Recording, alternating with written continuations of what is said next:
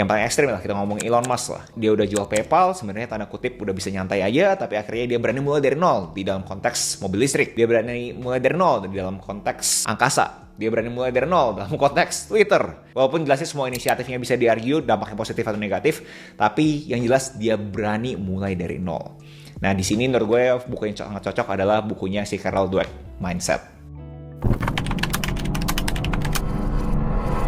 Tau gak jawaban gue? Gue gak peduli. Gue gak peduli orang ngomong apa. Gue gak peduli gue. At all. At all.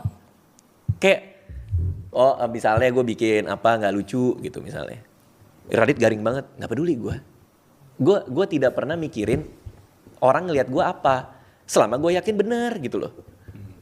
Jadi, kalau gue ngeluarin produk digital, apa kita bicara konteks apa? Kelas kali ya. Ya. Tiba-tiba gue cara menulis gitu contohnya. ya, which is ada. Ada kelas gue 200 ribuan kalau nggak salah. Gue keluarin, terus orang bilang, ngapain sih bikin kelas? Which is sebenarnya terus terang gue belum nemu sih. Ada yang orang ngapain sih bikin kelas dijual gitu belum. Tapi kalaupun ada,